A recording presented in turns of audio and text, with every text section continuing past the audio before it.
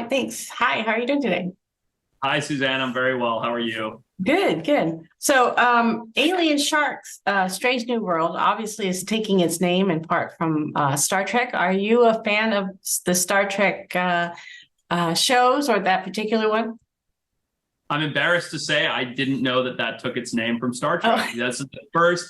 So the way it works in our world, Suzanne, is like I came up with the show, and I knew it was a reboot of the franchise Alien Sharks, and then the network added on the stinger Strange New Worlds. This is the first time anybody's explained to me that that's a play on Star Trek. oh, okay, I yeah, had no idea. yeah, on the original when they do Space, the Final Frontier, all that, to Sure. Yeah, I they had no mention idea. Strange New World. So It makes perfect sense. I am a doofus. I had no idea. that's okay, and not everybody can be a Trekkie. And they have a new show called Star Trek: Strange New World. So that's why they're capitalizing Oh, on they it. do? There's a Yeah, Star Trek Strange New. See, I talk yeah. about being prepared for this. I had no idea. I That's had no okay. idea.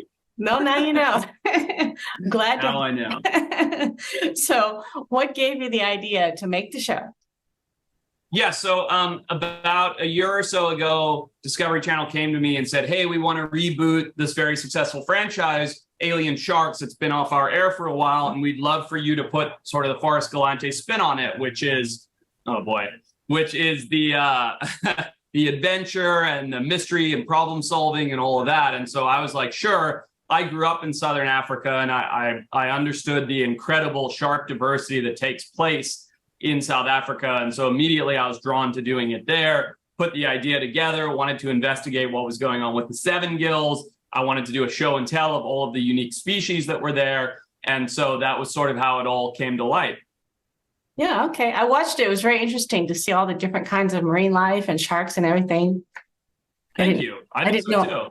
I didn't know all that about the different gills and everything. That was really cool. I'm Um, glad. I'm glad you thought so. and so have you always been fascinated by marine life?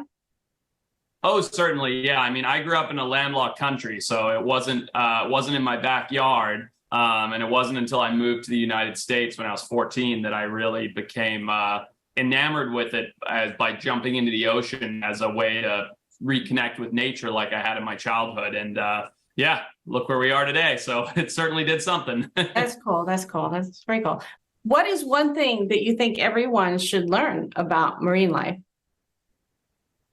I think it's important to understand that if the oceans collapse, we're not having this conversation, Suzanne. Human beings collapse, right? We're Right. gone. We are reliant on the ocean for our rain and for our oxygen and for 90% of the world's protein and so many other things. And I think we're often so disconnected. We're sitting here on Zoom in our offices. We're so disconnected from that we forget that that is incredibly critical. And so one thing I'd love for people to just take away in general is that sharks are really important. They're a keystone species in the marine environment, and without them, it can lead to oceanic collapse, which is obviously bad for us. It's bad for everything, and so I think that's the biggest takeaway.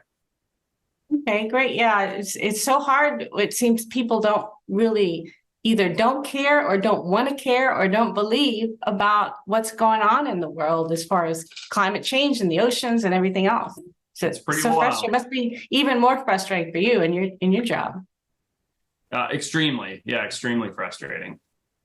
All right. Well, thanks for all the good work you do, and I appreciate you talking to me. Thank you. Sorry about that gap there. I Oh, really no am. problem.